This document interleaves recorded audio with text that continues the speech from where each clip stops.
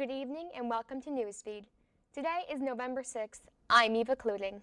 And I'm Sophia Kolodzinski. We're excited to have you here with us tonight. Let's see what's going on here in Ann Arbor. On Sunday, November 4th, over 150 survivors and allies joined together to share their stories at the 33rd Annual SAPAC Survivor Speak Out. SAPAC, the Sexual Assault and Prevention Awareness Center, provides free confidential support to abuse or assault survivors and allies on the University of Michigan's campus. At the event, survivors bravely shared their experiences, which ranged from stalking to sexual assault. This year's Survivor Speak Out is particularly important nationally amid the hashtag #MeToo movement, as well as locally amid U of M's 27% increase of reported sexual misconduct instances in 2017. Many speakers at the event reinforced the idea that survivors are not alone and can reach out for help. For more information about SAPAC, visit sapac.umich.edu. Community leaders in the Metro Detroit area gathered this past Saturday morning during Shabbat to show solidarity and condemn the recent deadly shooting at a Pittsburgh synagogue. At the temple's Shir Shalom in West Bloomfield, Catholic, Christian, and Muslim religious leaders joined Rabbi Michael Moskowitz while he led an interfaith prayer. Rabbi Moskowitz said, quote, "Let us stand up to hatred in all forms, whether it be to the person in line or the president," unquote. At the same time Saturday morning, the hashtag #ShowUpForShabbat was trending on Twitter as thousands of people stood up for the victims of the shooting on October 27th. The leaders hope this shooting will be a wake-up call to resist hatred in all forms, specifically anti-Semitism. And now for an update on the Migrant Caravan approaching the United States.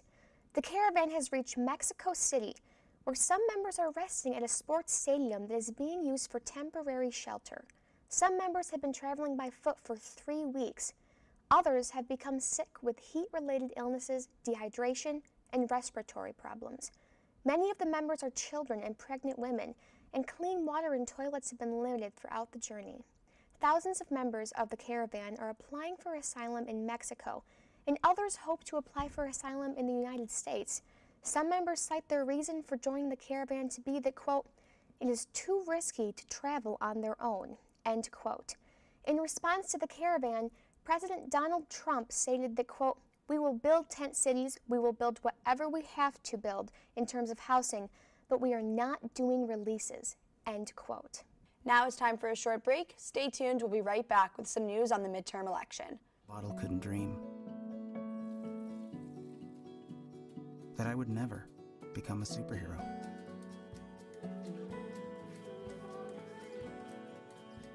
But I learned how to fly, just to come back in a new disguise and be the hero that I've always wanted to be.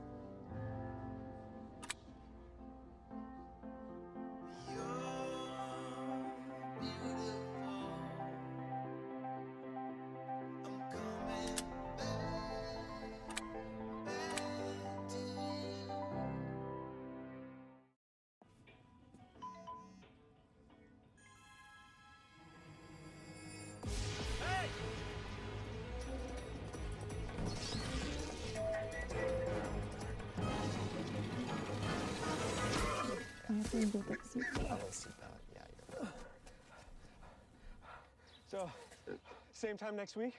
Well, of course. Put away a few bucks, feel like $1 million. For free tips to help you save, go to Feed the Pig.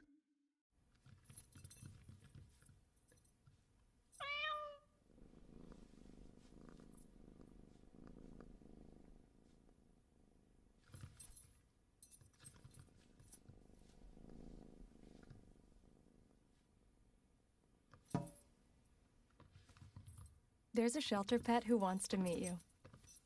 Meet one today. Visit theshelterpetproject.org. Adopt. Welcome back to the show. Today is midterm election day, and Newsfeed is here to keep you updated on all of your midterm news.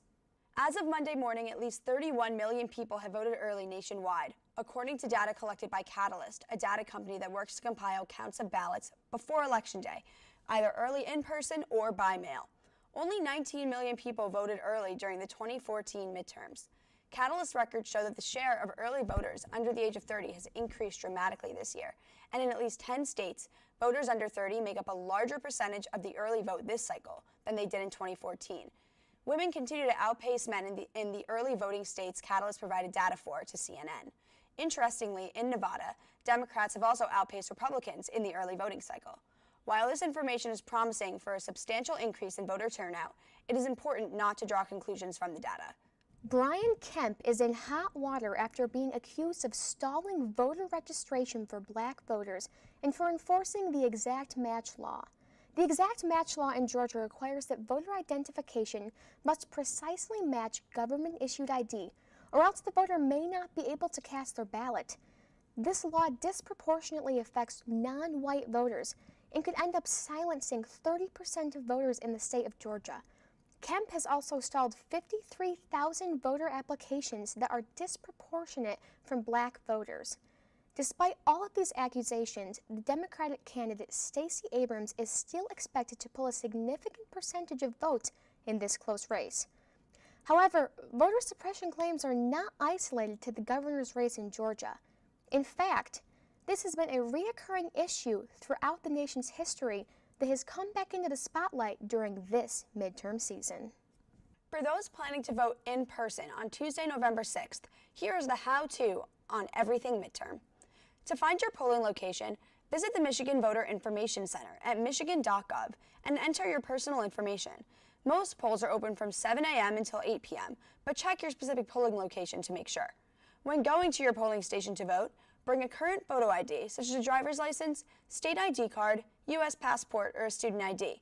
Michigan.gov also provides many resources, such as a sample ballot and list of all proposals and candidates, which are particularly useful for first-time voters.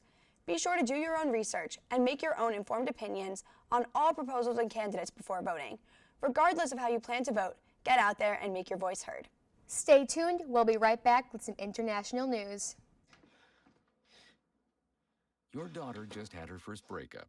Do you A, put yourself in her shoes? B, console her? Don't worry, sweetie. This is gonna happen a lot. Or C, find her a new boyfriend? Nice, single boys. That was weird. As a parent, there are no perfect answers. But you don't have to be perfect to be a perfect parent. Thousands of teens in foster care will love you just the same. Fancy pants peanut butter? A big screen television? You haven't even bought a sofa yet.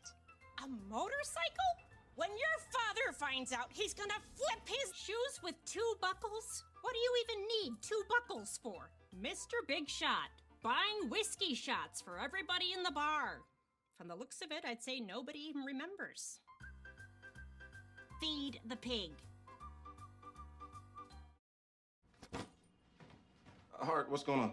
I'm leaving. Why?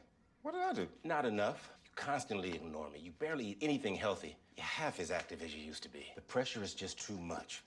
I quit. Okay, I get it. I'll do better. Just, please, don't leave. Okay, but remember, if I go, you go. Listen to your heart. Don't let it quit on you. Uncontrolled high blood pressure could lead to stroke, heart attack, or death. Get yours to a healthy range before it's too late. The top number is moved down.